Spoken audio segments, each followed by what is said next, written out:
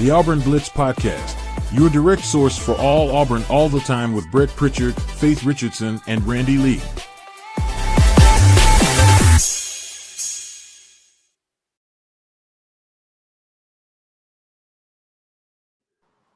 What's up, everybody? Welcome into the Auburn Blitz Podcast here on this Wednesday morning. We're glad that you are joining us wherever and whenever it is that you join us each and every day, making Auburn Blitz part of your daily Auburn athletic intake. Brett and Randy here with you on this Wednesday morning. And again, glad that all of you out there that have subscribed have done that. And we hope all of you out there that are new to our channel will go hit that subscribe button, hit that like button, and help us out, continue to help us spread the word with our content. Randy, good to see you this morning. Glad to be here, glad to be seen. The older I get, the more that this work life and 11 and 9-year-olds beats me down. So I hope you get to see me for a lot longer, Brett. But in the middle of the summer, sometimes you question it, don't you? You question it, hey, not just in the summer. I mean, why stop there? So anyway, WeLearnForFree.com, Brett Pritchard. Man, I rolled that out so hard years ago and have not been able to get that off my back. So congratulations on those titles. But we are proud to be partnered with a lot of great people, a lot of great companies. Sensagreen, for air that's cool and clean, call them Sensagreen. They are the carrier experts here in the state of Alabama, saving people thousands of dollars on new units with their power bill, with the new install. Call on Sensagreen, man. They are ripping and roaring. They're all over the place. And they can help you out, too. It is excruciatingly hot right now. And if you have a problem with your air conditioner, you need to call on Sensagreen. Scout Program Management, a full construction management firm located in Birmingham, Alabama. Man, they handle all projects. And, man, they've got a ton on the table right now. We've been working with Scout on a lot of things in Alexander City. And, man, they do such a great job. And when you're dealing with multi-million-dollar projects, new school builds, renovations, you got to have somebody that knows what's going on every single day, all hours, because I'm telling you, things pop up and you're like, what do I do? Scout Program Management will take that off your back and they'll handle it, make sure it's done correctly. And Bunkers in downtown Auburn, what an awesome place to go hang out, have great food, great fellowship. I can't think of a better place in downtown Auburn than Bunkers. 50 parking spots. Parking's never a problem with Bunkers with that. So go downtown, check them out, tell them Auburn Blitz sent you. We really, really love those guys over there. They do a great job. And seriously, if you haven't been in there, you're missing out. That's all I can tell you. Okay, what does shots fired mean? Seems like this happens about this time every year. Other conferences taking their shots at the SEC, and the SEC just kind of blows it off. But basically, Kirk Cignetti, Rhett Lashley, too, yesterday, pretty much coming out and having some things to say about the SEC. Rhett Lashley, I thought, was kind of interesting. He's coached in the SEC. He's coached at Auburn. Basically talking about the strength of schedule and the strength of the ACC versus the SEC. He said, the SEC's had the same 6 schools win the championship since 1964. He said not a single one has been different since 1964. That's top heavy to me. He said that's not depth. He said, so I don't know why there's a lot of talk there. And then Kirk Cignetti talking about canceling a game with Virginia. He said, I think we should just take the SEC model. I don't know, why should we play a harder schedule now? That's a joke coming out of his mouth after that cupcake schedule they played last year and then got to the playoffs and did exactly what everybody thought. So just opening up your thoughts. I know we got a lot that we want to dive into, but it's that time of year. SEC taking shots. Well, I agree with Rhett Lashley wholeheartedly. I mean, I've said that time after time here on this program, and I don't say it because I enjoy saying it. I say it because it's the truth. I mean, you take Alabama and Georgia and LSU at times and Florida at times away, and the 1 or 2 times over the last 20 years that Auburn's put a team out there that compete at a championship level. I mean, this conference has been carried mainly by Alabama and Georgia for a very long time. Now, that's saying a lot because they are the top 2 programs in the country during that stretch. So it's not like that's abnormal dating back to the start of college football. But as an Auburn fan, it's disappointing yes, I'm disappointed that we can't put together winning seasons in SEC play or winning seasons overall, but I'm even way more disappointed when I feel like we've got an average to an above average team, and then we go play against teams in other conferences. And unfortunately, y'all are more than welcome to go back and look at the record that we have in bowl games and matching up with other conferences, i.e., Penn State for a couple of years recently. We don't match up well. So, I mean, we've got to get better, but we're not the only one. I totally agree with Rhett Lashley. It is top heavy. And once you get past that top half of the conference, Well, can't every conference say SMU or that? anywhere. Can't every conference say that? Yeah, but I think that college basketball is a little different, Brett. Yeah, we're not talking about I think basketball. that We're not talking about basketball. well, We're but talking about football. but we're talking SEC, and when we talk about SEC baseball, SEC softball, SEC basketball, I'm just saying that Rhett's referring to football, though. That's just all he's talking I know he's about. referring to football, but yes, I think football is way more top heavy than the other sports when it comes to the SEC. I think we're very deep.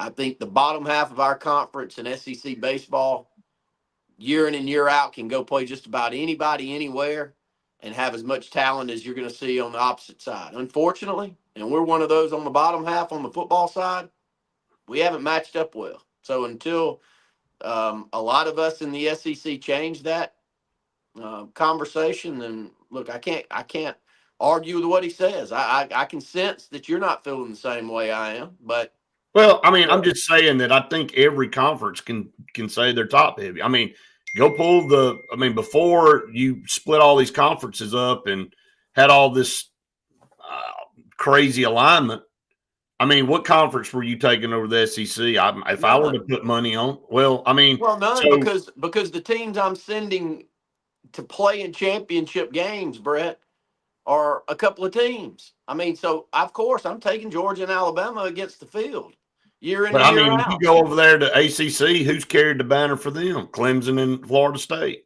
I mean, who's won anything outside? Who do you take out of the Big Ten? Michigan, Ohio State. I mean, Penn State ain't won crap since Joe. Well, I think that the point that he's probably making is college football as a whole, as a product as a whole, is top heavy. I mean, look, since we've gone to get away from the BCS era, look at the last 11 years since Auburn played in the championship game in 2013, and we've gone into the playoff mode. How many teams from the SEC have made the playoffs?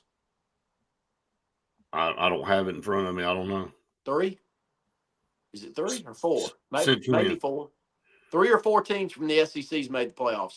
The point you're making is valid, because the same ACC teams have made the playoffs, and then when you point over to I don't really know what his argument is, really, because he's talking about strength of schedule, and what I'm saying is, I think what he's saying is once you get past those 3 or 4, now you've added Oklahoma and Texas to the mix, so that's made it a little tougher. But once you get outside of those top 3 or 4, right, the strength of schedule looks good because the rest of their strengths of schedule are so good because they're having to play those same 3 or 4 teams. But you go play Mississippi State year in and year out. I don't know if they're a lot better than whoever SMU is going to match up with. You go play Vandy year in and year out. I don't know that they're much better than anybody. I think that's the point he's making is, yes. Now, if you're Auburn and you got to play Alabama and Georgia every year, this was my point last year. We're in a very tough predicament. The 2 teams that I brought up that are at the top. Well, yeah, they're our rivals. They're our rivals. We have to play them every year. We can't run from them. Right. I hope that Middle Tennessee State story that came out yesterday, that's who give me about 8 or 10 more of those to lead the season off if we're going to have to play Alabama and Georgia as our key rival, because I don't think anybody in the country can point and say that they have a tougher schedule than Auburn when it comes to playing those 2 teams every year. That's his point. Yeah, here's ACC conference champions in the last 10 years. You ready? Yeah. Clemson, Pitt, Clemson, FSU, Clemson. That I mean, again, it just doesn't make the art that I hear what he's saying, but it just doesn't make any sense because he's talking about not having depth in the SEC, and the strength of schedule in the SEC is not very good. Well, the strength in the ACC is terrible too. And if you're going to use that same rationale, it's terrible in the Big Ten. and it damn sure was terrible in the Pac-12. I mean, that you talking about Mickey Mouse conference from top to bottom. So it's just a shot to take a shot. Like, but if you want to lay down who's been more successful as a conference, where, I mean, everybody's got their teams at the top. And like you said, they're the ones that are going to carry the banner and go to the playoff every year. Well, ours have won out more than theirs. So if you say that, then our strength schedule is tougher than theirs. Okay, maybe their strength of schedule is tougher because everybody's more mediocre over there. Maybe they don't have as many at the top as we do. So I don't know. It's just funny that the SEC just wins in everything, in basketball, in baseball, in softball, in football, and all that. And these other conferences, they have to do this to show that they're relevant. I mean, what else is he going to say? I mean, that's really – but hearing Kirk Cignetti talk about strength of schedule after pulling that schedule up last year and then coming off the heels of getting out of one of the only tough games that he had, I 100%, and you know this is very rare, so hold your breath, agree with Luke Robinson on this. I mean, he's right. I mean, this guy's running and sprinting from any type of competition because he knows the one game that he had on his schedule last year, he got the hell beat out of him. And then he came up and everybody was like, well, why should Indiana get in the playoff? Well, look at their record. Look at their record. And then it was like, that's what caused all the controversy getting in the playoffs. So it's just kind of it's kind of talking out of both sides of your mouth for some people. Now, if other coaches came out and said things, you go, okay, they got a valid point. But man, Indiana was a unicorn last year. I mean, and I told everybody, and you remember, you and I had this conversation. I said, Indiana wants a little bit more respect. Go up your schedule next year and prove that you can go win a couple of games. And, you know, and then now that 11-1 record makes a little bit more noise going into playoffs, and people go, yeah, they deserve to go. Well, you know, I'm not here to argue with you that the SEC is not the best conference. And right. The only point, I totally agree with Luke. I agree with you on Cignetti.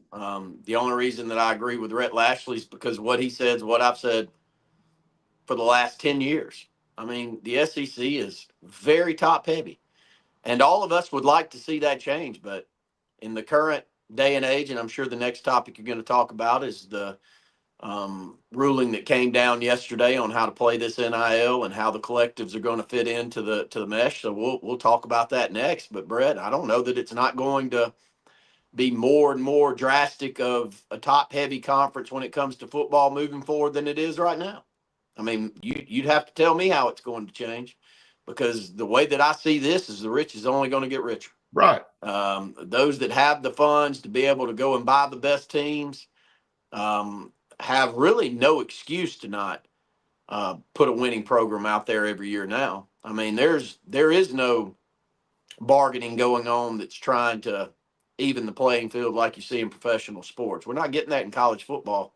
So, you know, how many teams have made the playoffs over the last 10 years? Somebody can help me with that. I mean, it's not a bunch of them.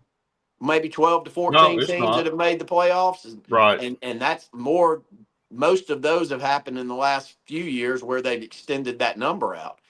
But when you had only 4 making the playoffs, Brett, and the amount of teams that's actually won a national championship in the last 25 years is very small too. Yeah, I agree. I mean, you know, Auburn can throw their hat in that ring. They've done it and been to another one. And, you know, I know that we've suffered the last 4 years, but we have made it to the mountaintop, and a lot of teams would love to just get the opportunity to do that. When you start looking at that fraternity, now we haven't been as much as Alabama and Georgia, obviously, and Ohio State. But when you look at it, I mean, making 2 national championship appearances since 2010 is rarefied air for about most any other program in the country. I mean, we're up there in a category kind of by yourself if you want to exclude Ohio State, Alabama, and Georgia, who have done it multiple times over and over and over. And then now look at us. I mean, you can throw Florida State in the same boat. Look at Florida State, man. They beat us in 13, man. Ain't nobody suffered as bad as they have the last 2 or 3 years. Man, they've been getting the dadgum hell beat out of them. Like, the scores are just unbelievable. And so how fast you can fall from the top of the mountain from other schools outside of, like you said, the select ones. But Texas is valued as the most I guess, valued program in the country, worth-wise, value-wise. And how many national championships have they been able to pull off in the last 25 years, Randy? I mean, it's hard to do it in this sport. And so that's why you go back and kind of going down another rabbit hole, Randy. Some of these schools, and it's going to take a little bit different of an approach now because of this ruling. But if you were looking at this 20.5 million, Kentucky came out day before yesterday, said they were going to pour most of their 45% of their money into basketball. Because I think Kentucky said, why are we going to spend 80% of our money on football when we can't win a championship back in the day when things were a little bit more even? And now everybody's separating themselves. And only thing we're doing at Kentucky's losing our stranglehold on the basketball side, because Kentucky's not the top of the heap in SEC in basketball. It's Auburn, Alabama, and Tennessee and Florida. Those are teams that you pick over Kentucky right now. So they're trying to go, hey, we know we're mediocre in football. We could pour 100% of the 20.5 into football and still not get to where we need to be. So let's quit doing that, and let's go over here and spend money on what we know. And you said that years ago about Mississippi State. Mississippi State has no chance. And I hate to offend anybody watching this that's a Mississippi State fan. Mississippi State has no chance of making the college to win a national championship. We went through the list of teams that have never won a national championship. Do you think Mississippi State in this new current setup has a chance to legitimately compete against Texas and Texas A&M and Ohio State and the rest of us at the top of the heap? No, they don't. So they got to make a decision on what they want to do with their money and how it's better spent. Which is and I think they're the example that you made with baseball, along with Andy. And you did that before NIL. You did that before the transfer portal was as big of a X factor in the way that you put these teams together. So I wholeheartedly agree with you, and I think we've been saying it for a while. And you've also got to mesh in what's going on with women's athletics in the mix. You take South Carolina. I mean, South Carolina, I would guess, throws way more money at their women's basketball program than any of the rest of us, but they're getting bang for their buck. They are winning championships. They're getting big-time marketing prestige around that program, Brett. And I know that we sitting here think that the money-generating sports are only men's sports. Well, I mean, I think UConn would argue with that when it comes to their women's basketball. And I know Tennessee during the Pat Summitt years would argue with that when it came to their women's program. So you also got to mesh that in, Brett, and what do you do there? And I hate to bring up the same topic that I bring up a lot when this is talked about, but how in the world that fits in with Title IX makes no sense to me. Did you say that number Texas A&M that came out the other day on how much NIL money went to Texas A&M athletes last year? No. 51.4 million, I believe, was the number. You know how much of that went to women's athletics? How many? How much? 2 million. How is 2 million? How is that happening? Somebody better than me help me. I'm just telling you what the number said. I mean, no, I'm not. Are you? They had a bigger payroll NIL wise, 51.4 million. You know what the Marlins 26-man payroll was in MLB was last year? What's that? 44.6 million. But I saw the number broke down, 51.4 total, and 49 of it went to men's NIL payments, and 2 million, a little over 2 million, went to women's. And look, I understand that from a WNBA standpoint, from an MLS standpoint. Keep going down the list. I totally get it. Those are professional sports that have got to be money-making sports for the individuals that own them and the whole group as a whole. But when you add federal funds into the mix and the Title IX legislation that went down in the 70s, and you start trying to factor in how 49 out of but I don't think this is federal money, though. This is like strictly NIL money. This is a straight allowed gray area to pop in that I didn't understand 4 or 5 years ago, and I'd like for you to go into the legislation, or at least go into it. Yep. The verbiage that's in that legislation, but I still can't get my head around. It's so funny that that's supposedly separated from the university, Brett. That's the biggest joke in the world. Well, and it's going to be even more separated with this new ruling. Tim said, War Eagle to you, Jonathan. Tim said, anytime you have top caliber coaches, programs, and players that are going to win more and more consistent than any up and coming program, no doubt about it, makes it even tougher. Kyle said, I know last week you said BR moved their second game to Thursday. Do you think other teams around here will do the same? I don't know, Kyle. Maybe. The BR game got moved because it's the game of the week statewide. So, I don't know. If they haven't moved it yet, they probably at this point in time aren't going to move it. But they could come in and change it last second. Wade said we got goat humped out of 2004. That's a fact. Yep. I mean, we did. There's no question about it. We should have been in that play in that championship, but didn't work out. Wade sent the link to the news that we're about to dive into, and he says, brilliant move, Cohen. We were all worried about that, and now today I'm sure they're all processing that, and you already started to see John Cohen backpedal a little bit at SEC Media Days with some conversations that he had with some media outlets saying, we're ready to pivot. I mean, when he said that, it already told me that they were already knowing that this one, it's like he didn't know what we already knew, and I think Wade said that a couple of Fridays ago on the show. He's like, I mean, and I said it, and I know I said it. I said, does anybody expect this new CSC to all of a sudden come in with all this authoritative power and tell the masses over here they're doing it wrong and hold them accountable when the NCAA was rendered powerless by trying to do the same thing? So now you establish this new organization. You think they're going to do it? If it would have been working, the NCAA would still be in power, and they're not.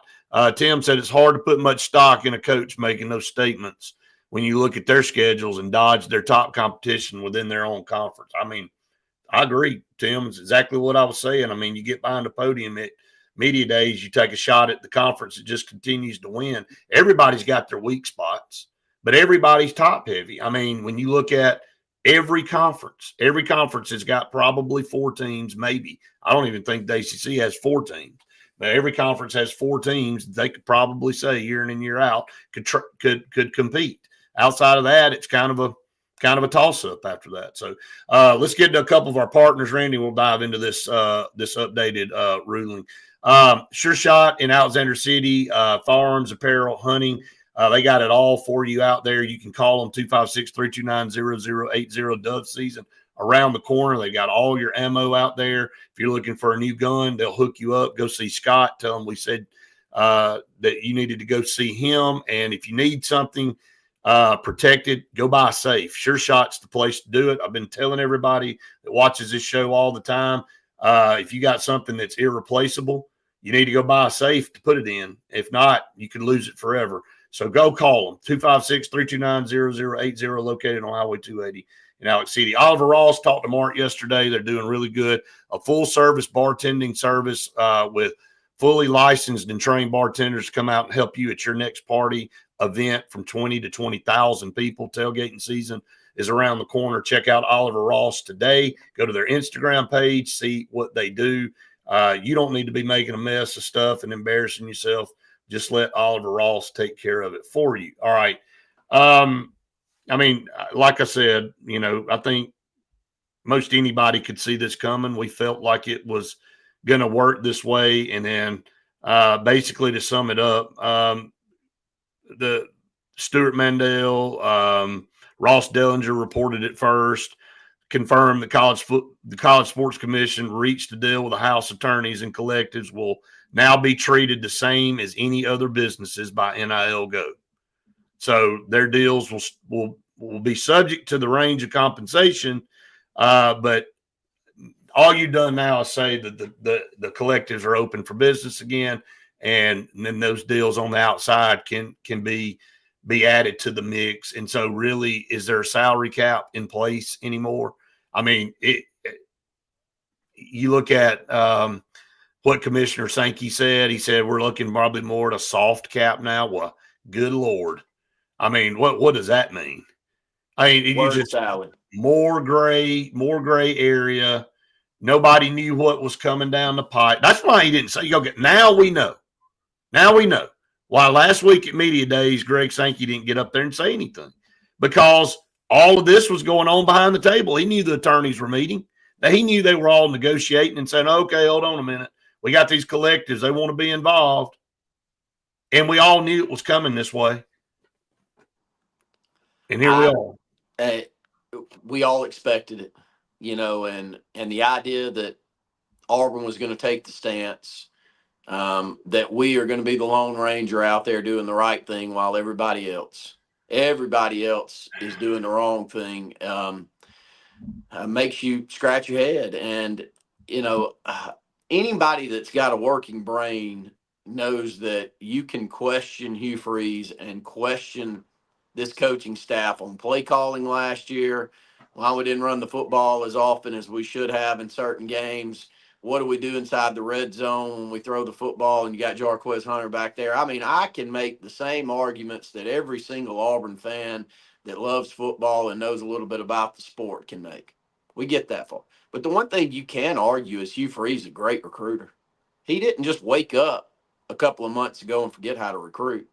We can throw shade that he's playing too much golf. You can make all of the arguments that you want, but there's no part of me that thinks DJ Durkin just doesn't know how to recruit anymore. That we got, 8 out of the top 11 kids in the state of Alabama last year, and we're going to luck into 2 this year out of the top 10. I mean, that didn't just happen. So why do I think it happened? I don't have any direct knowledge on why it happened, but the reason that we've been saying behind the scenes talking to one another, Brett, is we feel like Auburn hasn't been putting the offers out there that are competitive with the other programs that we're competing with. And they haven't. And I think Auburn's been in the mix for all of the same kids that we were in the mix for last year. But in this cycle, the competition's also not only here's what Auburn can do for you long term, but what is my offer? Is it a multi-year deal? How much money is it guaranteed? All of these numbers that we see coming out on tweets, i.e. Texas Tech a few weeks ago when it came to the offensive lineman that you sent me on a Saturday. I mean, if you think that X 5-star over here in the state of Alabama that's got an Alabama, an Ohio State, a Florida, and an Auburn offer is not getting an equal offer to what Texas Tech was able to offer to that offensive tackle a few weeks ago, you're just crazy. I was in a conversation that morning with, hey, what do you think Sedarian got offered? I said, well, how about just pull up what some of these other offers are? I'm not saying he got exactly that, but I'm telling you the only way that they got him is to give him something like that. And to me, my common sense tells me that Auburn wasn't making that offer until that August 1 deadline, until this legislation or this negotiation came down. And with the early signing period being the way that it is, going to probably cost us some that we could have gotten. Now, is it the end of the world? No. If we're still going to spend the same amount of money, Brett, you just got to go spend it in a different regard than you did previous years. I don't think it's a problem. I made the same argument yesterday on the television show. I'll make it again here on the podcast. I'm 99% certain Eric Singleton's going to have a great year this year. He's a guy that we went out there using the transfer portal, and we probably had to pay a big number to get over to Auburn because everybody else wanted him to. So I have no question he's going to be great. I don't know what we gave Perry Thompson a few years ago.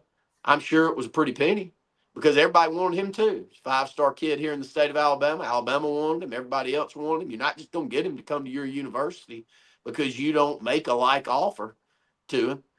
What do I think? There's a 99% chance that Perry Thompson has a breakout year this year? No. Do I hope he does? I hope he's the best football player in the country and wins the Heisman Trophy. Of course I do. I'm an Auburn fan. But you get where I'm going with this, Brett. If we miss on some here, but we use it in the transfer portal and we don't let the Cam Wards and the Mateers of the world get away if we feel like they're the best option to change this Auburn football team, then I can get behind it. And I feel like that's the direction we're going to have to go this year, Brett. And I will say that I think it's just frustrating that everybody knew this was how it was going to go, and we were taking some bizarre stance that it was going to be opposite of that when we all knew it wasn't going to be. It's like you get played for the fool over and over and over, and things end up being what they are. And you're right. Thank God for the transfer portal, and you still got your money, and you can still go spend it, and you can go throw offers out there to people and turn their head and say, yeah, maybe they weren't coming to Auburn, but maybe you got enough to make them change their mind. And, you know, I'd said that yesterday on the show that I don't know. And I said on the podcast yesterday morning, we went down, Faith and I went down the top 10 again. And most everybody's committed except with the exception of a couple guys now. Tank Jones obviously is still the top prospect in the state that hasn't committed anywhere, and Auburn's in the mix there. But you look at Sedarian, he committed to Alabama. You look at Bodney Cleveland, he went to Texas. I mean, there was, and how many of those guys did we finish second? Well, second doesn't matter in recruiting. You can't go but to one school. But we've been in the mix. Every one of these guys have Auburn listed. Landon Duckworth, Auburn, South Carolina. You know, just that's you're spot on. I mean, there was, you don't go from getting 9 of 10 or 8 of 10 in the top 10 last year to 2, and all of a sudden everybody says that they don't want to come to Auburn. It don't work that way. So, but going back to the ruling, it just kind of confirms what we all thought was going to happen. Then the collectives are going to be heavily involved, and you're going to go out there and you're going to make deals, and you're going to get money coming in from other places to help offset and supplement the cap money, period. And so, surprise, everybody. The idea that we're going to have a soft cap is humorous. The rich they're getting richer. Why even have, didn't somebody say that last week? Why even do we even have a cap? That's just the dumbest thing. I mean, really. No, not as long as the collective's involved, because they're that pocket of money that's sitting over there. And if you need an extra couple of $1 million to go and get Ryan Williams to Alabama instead of coming to Auburn, then you go to the collective and it's sitting there and it's ready to be gotten. And you can work that verbiage however you may. From a marketing and advertising standpoint, nobody really looking at that closely. I know they've got this so-called group making sure that whatever money they're throwing is supposed to be that value from a marketing standpoint. Would you tell me who in the hell's that smart to determine exactly what they think the value of said person is? That's a joke. That is a total joke. So it's whatever you need over there. And Ohio State spent the most money last year. They won a national championship. Texas, I think, spending the most money this year. They should probably win the national championship. Saban has said this, and I agree with him wholeheartedly. You know, you can go out there, and if you spend more money than everybody every single year with the way the transfer portal's set up, you got a really good chance that you can win a national championship. You know, he always said the same thing. He said, I'm a great coach when I'm coaching the best players, and I think he said it that way. But he was able to go out there and get the best players, and yes, pay them under the table and do whatever we all did back then, but probably had a better system than most. Bear Bryant probably had the exact same thing going on. But now it's just out in the open, Brett. If you want to outspend somebody 2-1, like Ohio State did last year, it just feels a little, I don't know, it's almost a part of me that wishes it was still under the table. You still, part of it still will be under the table. Now you just got all this other involved, which makes it even worse. But let me ask you, why does it have to be under the table if you've got the collective over there? Well, because still have to run through this NIL Go thing, and they have to. It still has to be. I mean, it's just some kind of. Okay, what's Ryan Williams worth? I don't know. Hell, nobody does. So how does NIL Go know what his worth is? I don't know. When Bryce Young cut 5 major sponsorship deals coming off his Heisman Trophy winning year, how's NIL Go supposed to tell you what Verizon Wireless is willing to pay, or what Dr. Pepper's willing to pay? Can I tell you how to fix it? I'm going to tell everybody write this down today. What is today? I don't even know what today is, the 23rd of July. Remember this day, okay? It can be fixed very simply by signing contracts. Sign a contract. Quit skirting the issue. Become an employee. We're going down this path. Why are we trying all this crap that ain't going to work? And you act like you're going to have all these rules, and you just keep coming up with more rules and more rules. It just signed a damn contract, man. Both parties. Lock somebody in for 2 years. quit with all this crap. And at the end of 2 years, if you've competed and performed up to a higher level, then go get your bigger deal. And if the college that you're at doesn't give you that deal, then go find it somewhere else. You have the freedom to do that. Go get in the portal and go. But the first 2 years, we're going to stay here. Okay? It's kind of like the damn kid in Walmart walking down the aisle, and he gets a toy and he walks over to the other one and he wants another one. And it's like, no, you pick that one. And, we're going to stick with this one for a while until, you can't just go down here grabbing everything. You can't just float over to the next college because somebody pissed you off at practice and you don't like them anymore. You got to lock in if you're ever going to learn to do anything in life. If you're ever going to be anybody in life, you can't tuck your tail and run when tough gets going, when the going gets tough a little bit. So you got to just sign a daggum contract. And it helps the coaches kind of get some sanity back. It locks the kid into, hey, I agree to this deal right now. And at the end of 2 years, I can go get me another deal if I want to. Or if you've sucked and haven't performed, you better be happy you signed the deal you got and hope they offer it to you again at the end of 2 years. Right? Yeah, but that's where the collective comes in, though, Brett. That's where the NIL portion comes in. Sign the contract. Well, I don't. Who didn't let NIL go. Hey, look, you're talking about signing a contract inside that 20.5, correct? I don't even look. Just do away with all of it.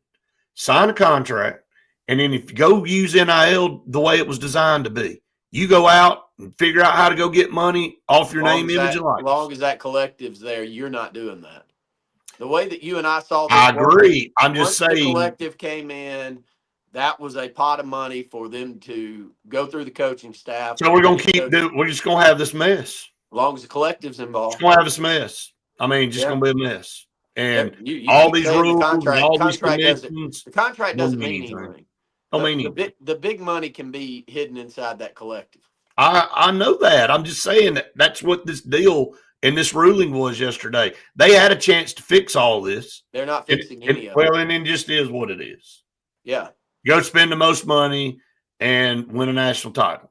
Go be Texas Tech and just go spend a boatload of money and now start getting players that you otherwise wouldn't have been able to get. And everybody else can either cry about it or they can learn to play the game. Quit trying to skirt the issue. Quit trying to say, oh, we're going to be this over here. No, either jump in fully, don't stick your toe in the pool, dive into the deep end or get out. I mean, it's just really the way it is. That's where that yesterday led directly to that. Now you just got to go play that game. And, man, donor fatigue has got to fit into this equation at some point in time. When all of those I don't care how much money you're worth. I don't either. That's right. At some point in time, there's got to be, I mean, if you're giving $10 million a year and that's not enough, didn't we hear this 2 years ago at an event? Didn't we say that's what it is, oh, thank you for the $5 million you gave me last year. Hey, I need another $5 million. Yeah. Hey, I need another $5 million. And how about another $5 million next year? I'm shocked that more people with money, i.e. Charles Barkley, don't take the stance that he takes. Like, I'm all about putting a name on a building and building a building that is going to be there for a generation and going to help a lot of athletes, not only the best ones, but anybody that puts an Auburn uniform on. But my gosh, just taking the major risk of going to a high school kid and you're Charles Barkley and you're supposed to be one of them giving, $5 million this year so we can go out there and you can substitute about 1/10 of the salary that you're going to pay on football this year. It's just wild. It really is. It's a wild ask. I don't. Maybe I'm just this little peon that doesn't understand why individuals would give toward that, but I'm shocked that the universities get what they get, Brett. I really am.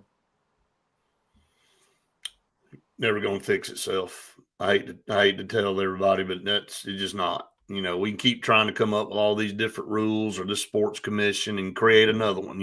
When that dies, somebody else will come into play and somebody else will get a big job and they'll be the commissioner over this new thing and it'll have no power to. and then we'll try it again. And then, like you said, as long as the current setup is allowed to persist, you can come up with all the rules you want. It ain't ever going to change until you get to, and it's just so funny that what I said, and then I look and somebody sends me exactly what Brian Matthews said yesterday while I'm talking about it. And I had not seen this, but Brian Matthews said exactly this. And I like Brian. You and I respect Brian. I think he's one of the best ones out there, like Jason and Christian. He said, I'll keep saying it over and over. The only way to bring this era of uncertainty to an end is to treat players as employees and collectively bargain. Ding, ding, ding, ding, ding. Is that not what I just said?